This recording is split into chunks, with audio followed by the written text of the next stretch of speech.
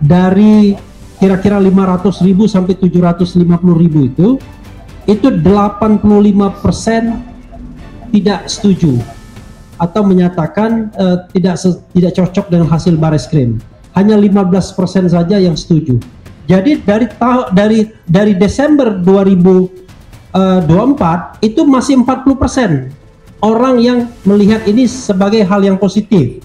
Tapi turun terus. Sekarang sudah 90% lebih orang melihatnya negatif. Saya balik ya. Jadi yang positif hanya kurang dari 10%, 8% sekian. Jadi kalau mau lihat datanya bisa di saya. Nah, intinya adalah terlepas dari apa yang disampaikan oleh Bareskrim, maka sesungguhnya insya Allah masyarakat jauh lebih percaya bahwa hasil Bareskrim itu harus dibaca sebaliknya. Oh ya, oke. Jadi kawan-kawan semua ya, saya kebetulan ada teman dan di RH Channel itu ada rubrik namanya Bongkar Files. Nah, itu dengan teman saya yang biasa statistik. Kemarin kita mencoba untuk melihat bagaimana respons orang terhadap temuan atau hasil dari Bareskrim. Kemudian jadi sikap netizen terhadap temuan Bareskrim itu, jadi ada metode, nanti bisa dilihat ya, tentang data dan lain sebagainya.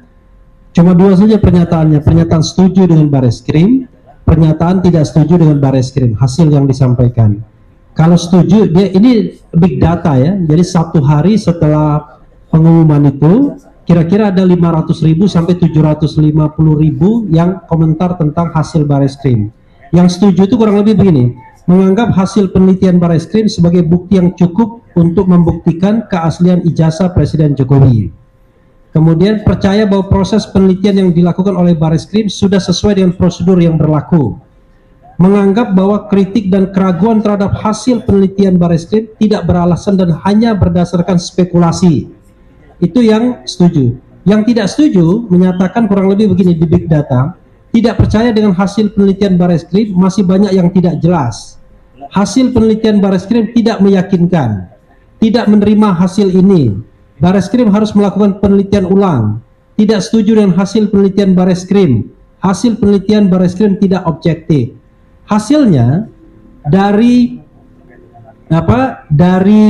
kira-kira 500.000 sampai 750.000 itu 85% tidak setuju atau menyatakan tidak cocok dengan hasil Bareskrim. Hanya 15% saja yang setuju. Jadi ini menunjukkan kawan-kawan sekalian bahwa mood masyarakat itu justru lebih banyak yang tidak percaya dengan apa yang disampaikan oleh Bareskrim dengan berbagai alasan, salah satunya tidak objektif. Nah, yang kedua yang ingin saya sampaikan adalah saya di RH Channel itu berusaha membuat yang namanya polling. Polling itu memang di RH Channel, tetapi polling itu diikuti 122.000 orang yang mengisi polling. Jadi sampai tadi ketika saya datang ke sini, saya lihat posisinya sudah 122.000 yang vote atau yang mengisi polling. Pertanyaan saya adalah, apakah Anda percaya dengan keterangan polisi bahwa ijazah Jokowi asli? Kenapa saya katakan ada keterangan asli? Karena itulah klaim Bareskrim. Walaupun penelitiannya tidak identik, tetapi kemudian dia menyimpulkan asli. Yang percaya itu cuma 8%, yang tidak percaya 88%, yang ragu-ragu 3%. Jadi saya kasih room ragu-ragu. Jadi itu hasil yang bisa dilihat ya, ada buktinya dan bisa dilihat di RH Channel tuh. Nah, berikutnya saya juga menyampaikan mengenai ada seorang narasumber saya bilangnya misteri guest lah. Dia pada tahun 2021 pada saat COVID itu melakukan yang namanya semacam penelitian sekedar apa istilahnya image comparison. Dia orang percetakan, dia membandingkan antara 3 ijazah. Ijazah 1115, ijazah 1117 dan ijazah 1120. ijazah 1120 itu kita tahu diklaim punya Jokowi, dan akhirnya Bareskrim mengatakan itulah 1120. Dia mengatakan hasilnya adalah 11, 15 dan 11, 17 itu identik. 11, saya ulangi ya, 11, 15 dan 11, 17 itu identik. Tetapi 11, 15 tidak identik dengan 11, 20. 11, 17 tidak identik dengan 11, 20. Jadi kawan-kawan semua, kalau temuan Bareskrim mengatakan bahwa dari 3 ijazah yang dibandingkan identik, lalu kemudian mengarah kepada asli tidak asli, maka ada temuan sebelumnya, bahkan 2021 yang mengatakan bahwa 1120 ijazah Jokowi itu tidak identik minimal dengan 2 ijazah yang diperbandingkan. Pertanyaannya adalah, kalau misalnya sebuah ijazah itu dikeluarkan pada saat yang bersamaan, sama-sama tertanggal 5 November ya 1985, maka secara teoritis harus identik semua. Tidak boleh ada yang berbeda. Jadi kalau ada yang berbeda, tentu ini menjadi sebuah pertanyaan. Nah, itu saja yang ingin saya sampaikan. Mudah-mudahan ini bermanfaat. Terakhir, teman saya yang mengelola big data mengatakan sentimen negatif terhadap Jokowi dengan ijazah palsu ini itu sudah lebih dari 90% lebih. Jadi dari Desember 2024 itu masih 40% orang yang melihat ini sebagai hal yang positif. Tapi turun terus, sekarang sudah 90% lebih orang melihatnya negatif. Saya balik ya. Jadi yang positif hanya kurang dari 10%, 8% sekian. Jadi kalau mau lihat datanya bisa di saya. Nah, intinya adalah terlepas dari apa yang disampaikan oleh Bareskrim, maka sesungguhnya insya Allah masyarakat jauh lebih percaya bahwa hasil Bareskrim itu harus dibaca sebaliknya, ya. Jangan dibaca as it is, baca sebaliknya. Kalau Bareskrim mengatakan asli, mungkin aslinya tidak asli, mungkin ya. Wassalamualaikum warahmatullahi wabarakatuh. Nanti kalau ada lagi biar ini ya saling bertanya ini gitu ya, supaya ini langsung ke ini kan tidak kemana-mana nih Pak, biar ini oke? Cukup ya, ini ya Pak ya, ya satu lagi ya Gini, katakanlah apa yang disampaikan oleh Muhammad benar dan apa klaim dari JP benar. Tapi Polda menganggap yang benar Bareskrim, dan Polda kita anggap itu menerima permohonan dari JP2 untuk melakukan hal-hal tuntutannya, semuanya diterima oleh Polda. Dan kita buat skenario, ya, misalnya Polda menyimpulkan, ya, tuntutan Jokowi adalah benar dan yang digugat adalah salah.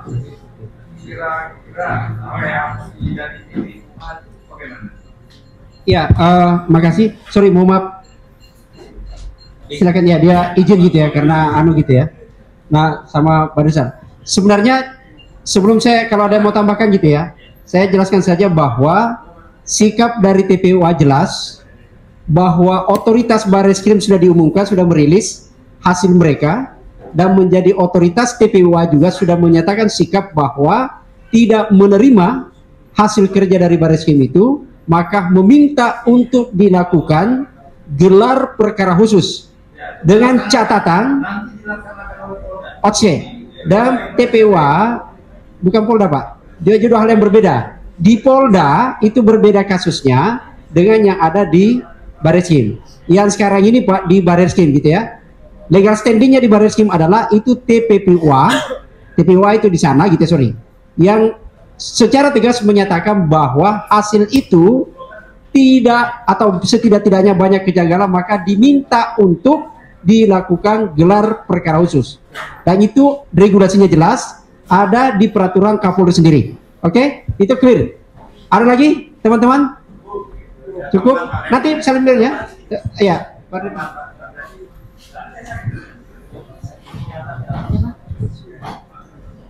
Jadi yang saya sampaikan itu bukan pendapat saya, Pak, ya. Jadi jangan dinilai benar dan salahnya, tapi saya menyampaikan data yang saya peroleh. Nah, yang paling penting dicek apakah saya menyampaikan data yang benar atau tidak. Ya, itu satu. Yang kedua, memang kalau kita lihat dari Bareskrim itu, pertama ya kita agak bingung kenapa dia tidak memunculkan ijazah yang 1120 dalam kondisi berwarna lurus begitu kan, sebagaimana fotokopinya. Kenapa? Saya menduga kalau itu ditampilkan nanti Rismon meneliti lagi. Jadi memang pandai itu. Karena itu dia cuma tampilkan dalam kondisi miring kan. Jadi dia tidak bisa diteliti lagi oleh Rismon. Nah, karena itu menurut saya yang harus kita tuntut sebagai civil society ini adalah harus ada forum untuk membuktikan bahwa ijazah 1120 itu memang asli atau palsu. Entah itu di pengadilan Solo, kan di Solo ada yang namanya PMH, perbuatan melawan hukum, atau di Sleman yang baru saja disampaikan oleh Komardin namanya, Komardin kayaknya. Ya, dari Sulawesi Selatan, bukan Komardin. Nah, yang ketiga atau yang namanya penyelidikan ulang di Bareskrim Mabes Polri, karena kan belum final juga kita anggap. Atau yang keempat, ya ada forum yang sama, yang educate, yang timbal balik di Polda Metro Jaya. Nah, 4 forum ini menurut saya minimal salah satunya harus bisa membuktikan secara akuntabel, transparan, berintegritas mengenai asli tidaknya ijazah Jokowi. Kalau kita mengandalkan keterangan Mabes Polri, Bareskrim, dan mengatakan bahwa itu asli, menurut saya jauh dari memadai. Itu tambahan saya. Terima kasih. Terima kasih, Bang. Ada lagi? Nanti teman-teman pada bertanya ke masing-masing ya. Kita close dulu supaya bisa lebih enjoy. Terima kasih kepada teman-teman. Ada coba kok Bang Ketik Tangan. Sini lah.